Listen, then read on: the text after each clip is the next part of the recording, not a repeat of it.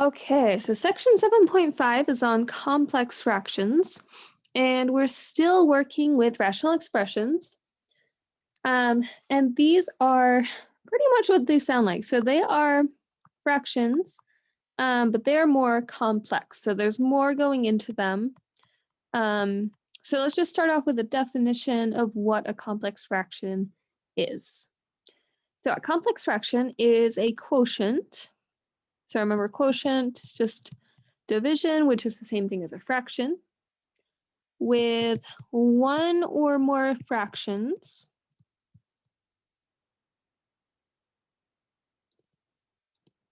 in the numerator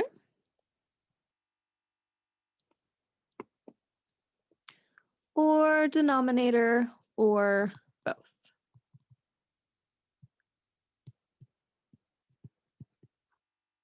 So these are pretty much just more complicated fractions. And so if we look at a couple of examples, just with regular numbers, let's say we had 2 plus 1/2 over 3 plus 1/4. So here we have two fractions and they're within this bigger fraction here. Same thing if we have rational expressions. So we could have something like 3x squared plus 5x over 6x squared. And this whole fraction is just the numerator in this bigger fraction. And on the bottom in the denominator, we have 2x over x minus 1. So complex fractions are just fractions within fractions. So we're going to go through two different methods for simplifying these down. Our goal is to take these complex fractions and make them into one single fraction.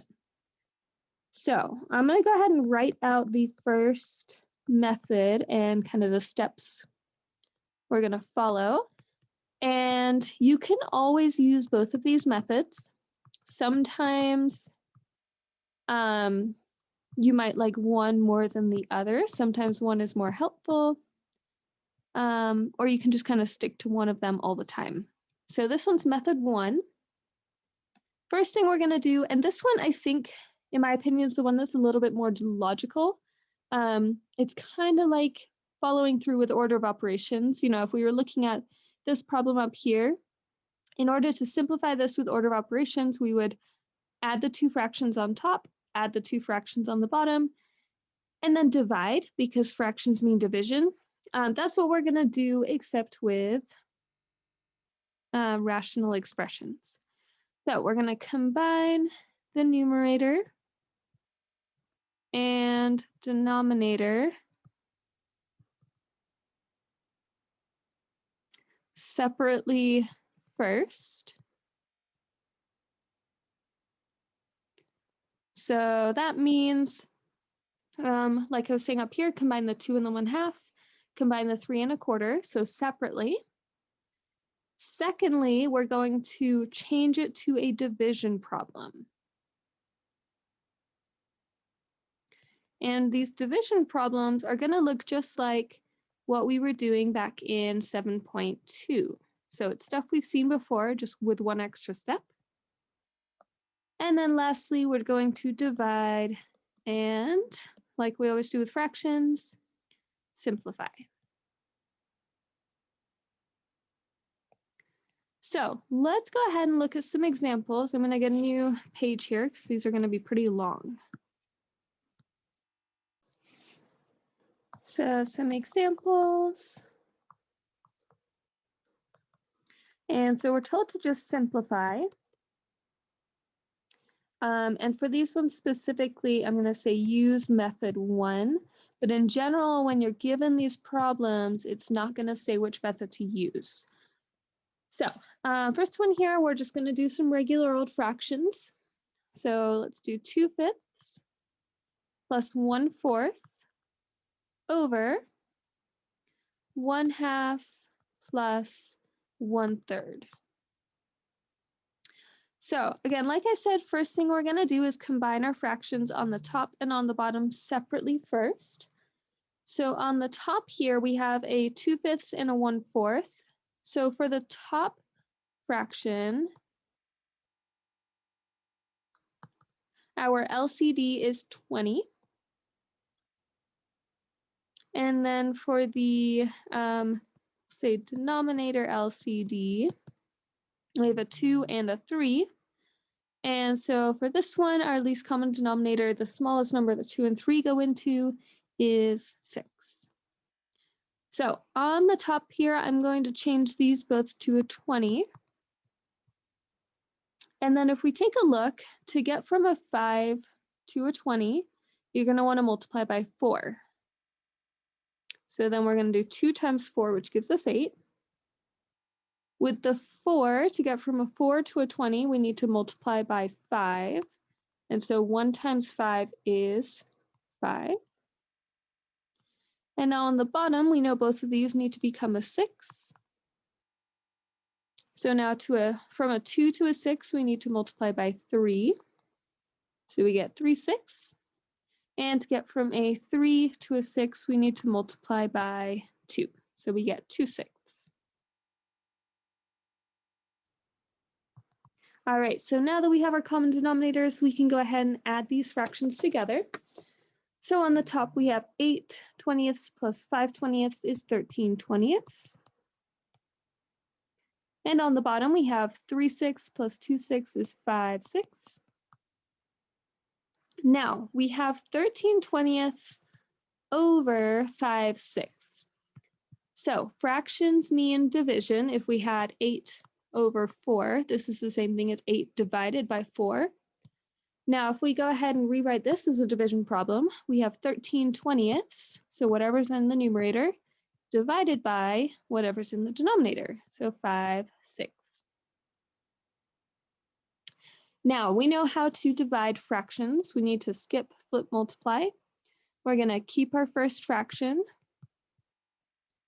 flip the second fraction, and multiply. And before we go ahead and multiply, let's go ahead and reduce. So we can reduce, let's see, we have the 6 and the 20. We can reduce those both by 2. 6 divided by 2 is 3. 20 divided by 2 is 10. And we can't reduce 13 and 5 or 13 and 10. And we can't reduce 3 and 10 or 3 and 5. Remember, you can only reduce on the top and on the bottom. We can't reduce this 5 and the 10. So now let's multiply. 13 times 3 is 39. And 10 times 5 is 50. So we took this complicated fraction that we started with and made it into a single fraction. This is our goal when we're simplifying complex fractions. Okay, let's go ahead and try another one. And we'll bring in some variables now. 9 minus 4 over p, so we only have one fraction on the top here, over 2 over p minus 1. All right, so now for this one, we still need to do what we did in this example up here. So we need to go ahead and combine the top and the bottom separately. And so instead of writing this 9 just as a 9, I'm going to go ahead and write this as 9 over 1. Now you don't have to do this, but a lot of the time it's a little bit easier to combine fractions if both of your terms are fractions. Same thing with this 1 down here. I'm going to make this a 1 over 1. And now if we look at our LCD for the numerator and the denominator, on the in the numerator here, we have a 1 and a p. So we need each of those factors the most number of times they occur. So we need 1, 1, 1p. We multiply them, so we have 1 times p. That's just p. Anytime you have a 1 in your denominator, it's not going to change your LCD, so you just don't really need to include it. And if we look at our denominator, it's exactly the same. We still have a p and a 1, so our LCD is p. Now let's go ahead and write p as our denominator for all of these fractions. So our first one here, we have a 9 over 1. In order to turn this 1 into a p, we need to multiply it by p. So we're going to have a 9 times p on top, or 9p. And if you notice, if we were to go backwards, we have a 9p over p. Those p's would cancel, and we'd be back with the 9 that we started with. So we're good so far. This 4 over p already has the correct denominator, so I'll just bring over that 4. And now down here, this 2 over p is already good. And this 1, again, we need to multiply 1 by p, so we'll do the same to the top. 1 times p is p. And that makes sense. P divided by p is 1. All right, now let's go ahead and combine our fractions. So along the top here, we have our common denominator of p. And with subtraction here, I'm going to go ahead and read across the top. They're not like terms, so we're going to have 9p minus 4. And on the bottom fraction, we have 2 minus p over p. One pretty common thing I've seen here is seeing that you have a 2 and a p and just kind of putting them together. Don't forget that this minus sign is in between them. So we're still subtracting. Don't combine them with multiplication. Okay, so now we have our fractions combined, so we can go ahead and divide. So we have our fraction on top, 9p minus 4 over p divided by the fraction on the bottom, 2 minus p over p. And then what is our next step? Well, we're going to skip flip multiply, so let's keep our first fraction, 9p minus 4 over p, times, flip the second one, p over 2 minus p. And I'm going to put everything with subtraction in parentheses because we know those can't be split up. Let's check to see for any factoring that we can do. So if we look 9p minus 4, there's nothing to factor out there, nothing to factor out of 2 minus p. So what is the only thing we can do to simplify this down? We can cancel out those p's. So now on the top, we're left with 9p minus 4. And on the bottom, we have 2 minus p. So again, super complicated fraction to start, turned into a single fraction. All right, let's go ahead and try just a couple more of these. This next one's pretty nice. So we have an m squared n cubed over p all over m to the 4th n over p squared. Now, try to notice what's different between this one and the others that we were just looking at. So if we look at these ones, we had subtraction and addition combining these two different fractions on the top. In this one, we only have a single fraction on the top and on the bottom, so that first step where we combine those fractions is actually taken care of for us already. So we can go straight to the division step. So I'm going to take our fraction on the top, divided by the fraction on the bottom. So m to the 4th n over p squared. And now we can skip flip multiply. So we're going to keep our first one, m squared n cubed over p, times p squared over m to the 4th n. Now we want to go ahead and cancel things out. So try to figure out what you can cancel out in each of these. I might have done it in a different order, but we can go ahead and cancel out 2m's, so 2 from the top, and we'll cancel out 2 from the bottom, so we're left with an m squared. We can cancel out 1n, and we're left with an n squared on top. And we can cancel out 1p, so we're left with 1p on the top. So our final product here, we have n squared times p. Doesn't matter if you put n squared p or pn squared, as long as that exponent is still with the n, not with the p, over the only thing on the bottom is the m squared. That one was super nice compared to the other ones anyway, because we had single terms, so we didn't even have to factor. We didn't have to combine any fractions. All we had to do was divide. This last one isn't quite as nice, so let's go ahead and take a look at one more of these before we look at method 2. We're given 5 plus 2 over a minus 3 all over 1 over a minus 3 minus 2. All right, so we have an a minus 3 on the top and on the bottom. Put those in parentheses. It's a single factor. And I'm going to go ahead and write down the numerator LCD and the denominator LCD, and it's actually going to be the same for both.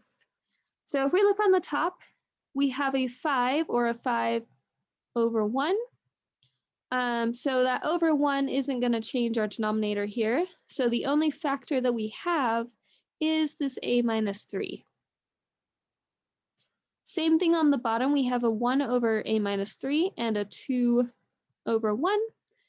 So our only factor here other than 1 is a minus 3. That means that we want to rewrite all of these fractions with a denominator of a minus 3. So I'm going to write this in here.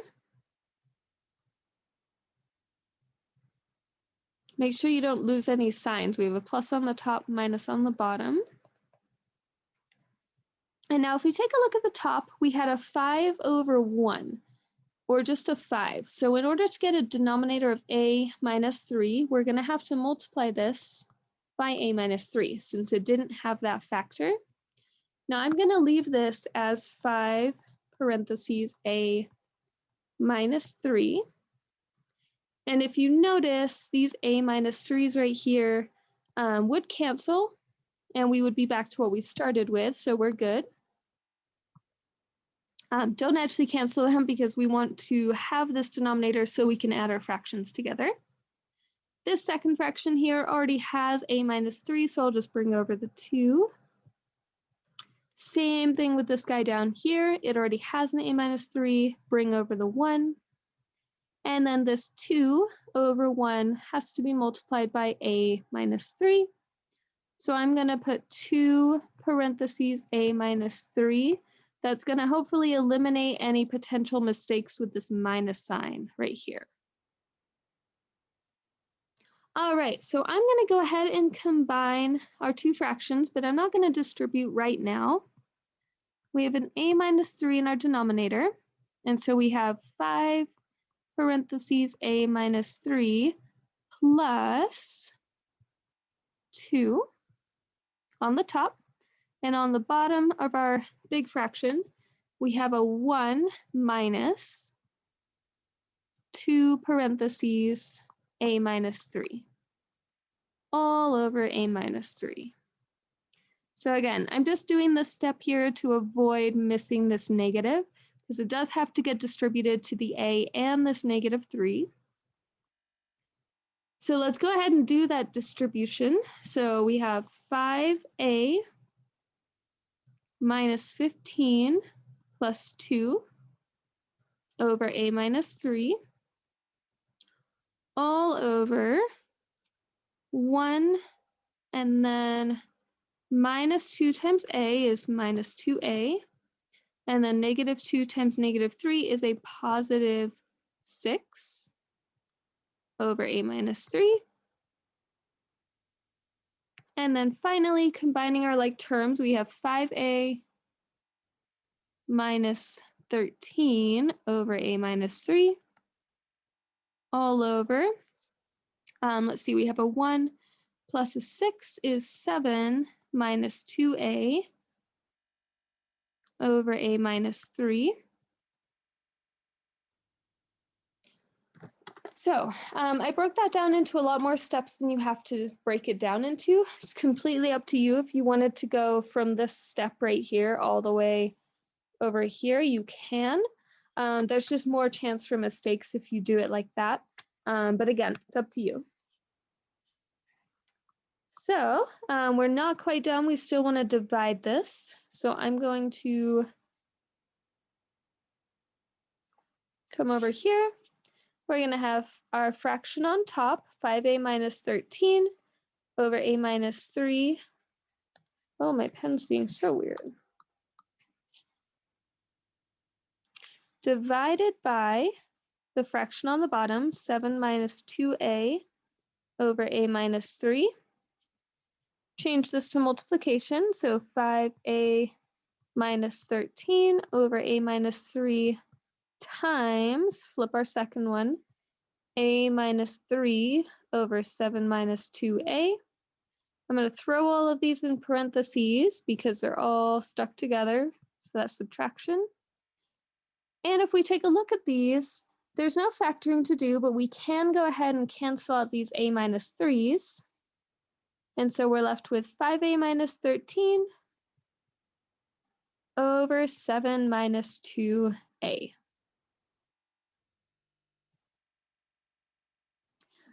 All right, so that's just about as complicated as those are going to get. Now, let's go ahead and take a look at method 2. I really like method 2. I think it makes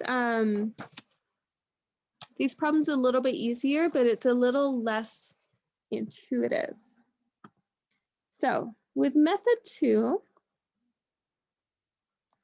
what we're going to do is the first step is to find the LCD, but we're not going to find it separately for the numerator and the denominator. We're going to find the LCD of all fractions. So all of the fractions on the top and on the bottom combined, we want to find their LCD. Second step is to multiply the numerator and denominator. So the numerator and denominator of the entire fraction. So that means every single term, even if the term isn't a fraction, we need to multiply it by the LCD. And then lastly, simplify. And the nice thing is with this method is that there's not a whole lot of simplifying to do. So let's go ahead and look at a number example.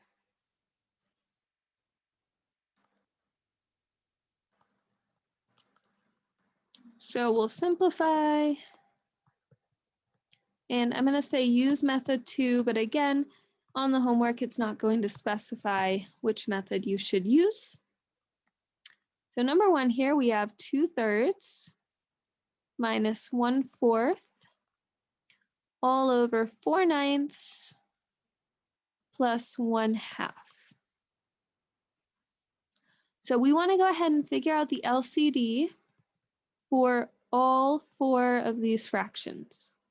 Now, the easiest way to do this with numbers is look at the multiples of the largest number. That's going to give you the least number of multiples to look through.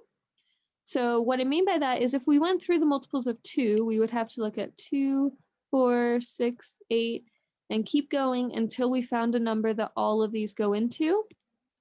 If we just look at the multiples of 9, we can look at 9. 2 doesn't go into 9. 18, 3 and 2 and 9 all go into 18, but 4 does not. Add another 9 and we get 27. 2 and 4 don't go into 27, and then 36. 2 goes into it because it's even, 4 goes into it, and 3 goes into it. And then of course 9 does because that's our multiples of 9. So now our LCD is 36. And so what we're going to do here is we're going to multiply every single term by 36. And because these are fractions, I'm going to write this as 36 over 1. So I'm actually going to do this in a different color so you can see the different steps here. All right, so we're going to multiply this by 36 over 1 by 36 over 1, 36 over 1 and 36 over 1. So now we could go ahead and multiply, but remember, anytime you're multiplying fractions, the best thing to do is to reduce first. You should be able to eliminate all of your denominators. So if we take a look at this first one here, 36 and 3 are both divisible by 3. 3 goes into 3 one time. 3 goes into 36 12 times. Now we only have 1s in the denominator, and 1s do not, if we divide by 1, that doesn't change our number. So we have 12 times 2, which is 24, over 1 is just 24. So that first term there is now just 24. Minus, now let's deal with our second term here. 4 and 36, we can reduce to a 1 and a 9. So on the top, we have 1 times 9 over 1, which is just 9. And now on the bottom of the fraction, reduce the 9 and the 36 to a 1 and a 4. So we have 4 times 4 is 16 over 1, so just 16, plus the 2 and the 36 can be reduced to a 1 and an 18. So we have 1 times 18, which is just 18. This is the super nice thing about method 2. Once you've multiplied everything, as long as your LCD was correct, you should have one single fraction, and all you have to do is add and subtract, maybe factor to reduce. But you should be mostly done at this point. So if I go ahead and subtract these, 24 minus 9 is 15. 16 plus 18 is 34. And there isn't a number that goes into 15 and 34. So this is our final answer. We were done in 2 steps. So let's go ahead and try this with some other examples here. Number 2, given 2 minus 6 over a all over 3 plus 4 over a. This is another nice one to use method 2 with because, for one, we only have 2 fractions, so the only LCD, or the only fractions we have to look at to figure out the LCD, is 6 over a and 4 over a. Because they have the same denominator, that means that our LCD has to be a. Now we're going to go ahead and multiply every single term by a, whether it's a fraction or not. We're going to multiply this 2. Oh, this isn't going right. There we go. We're going to multiply that 2 by a, the 3 by a, and then I'm going to multiply this by a, or a over 1, and this one by a over 1. Now, the nice thing here is you should notice with this fraction right here, these a's just cancel. Same thing on the bottom. And so with our first terms here, a times 2 is just 2a minus, well, these a's canceled out, so we have 6 over 1, which is just 6. And on the bottom, we have a times 3, which is 3a, plus, the only thing left here is a 4 over 1, which is just 4. So with this one, we're actually done, because if we were to factor the top, we can factor out a 2, and we're left with a minus 3. There's nothing to factor on the bottom, though, so there isn't actually any simplifying we can do. So either of these 2 answers would be correct. But this was a one-step problem using method 2. With method 1, we would have had to combine, divide, flip, multiply, all of that. Method 2, all we had to do was one step. So let's go ahead and do one more of these. And at this point, if you feel comfortable with method 2, I would definitely I would definitely try this one and then check your answer with mine. So it's 2 over 5x minus 3 over x squared all over 7 over 4x plus 1 over 2x squared.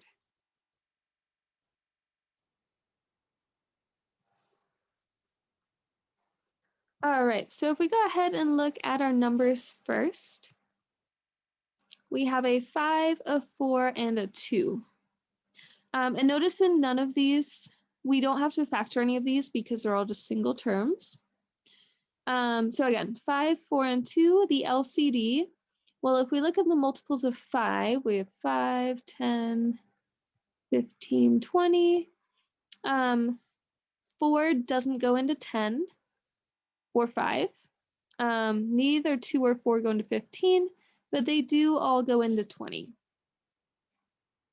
So that's the first part. And then remember with the x's, you need the most number of x's that occurs in just a single fraction. So we either have 1 or 2. The most number, or the highest exponent, is the x squared. Now let's go ahead and multiply every single term by 20x squared, and I'll do 20x squared over 1.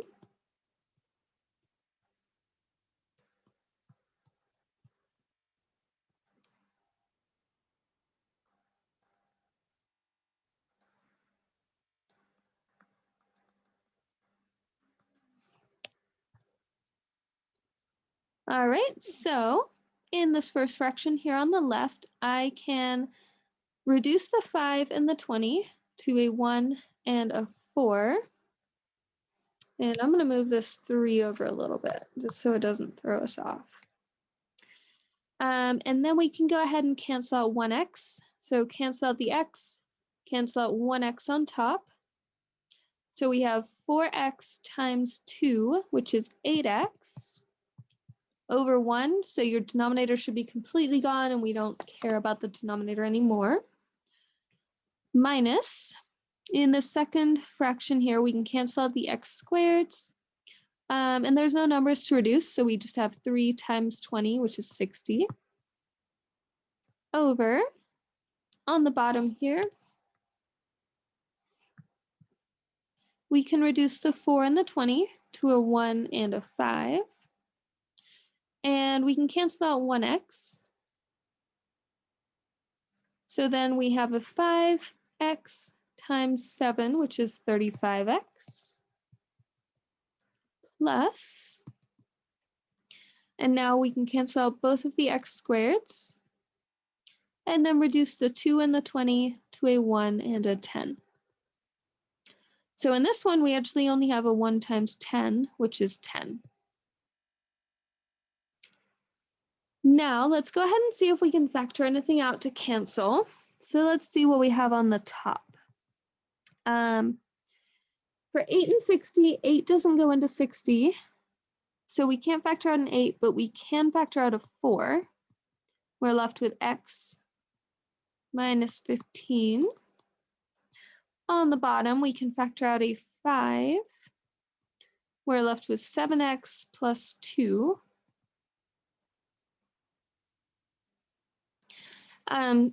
So there's nothing we can cancel out here. So again, either answer would be correct.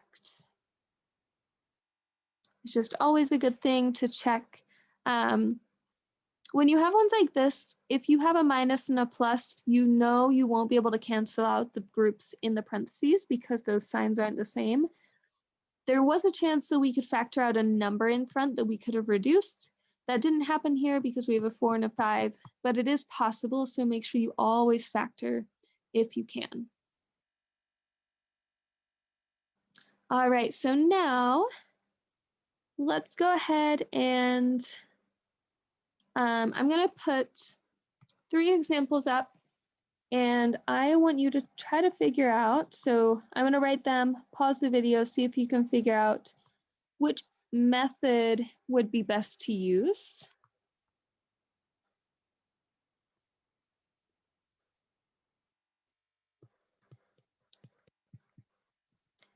And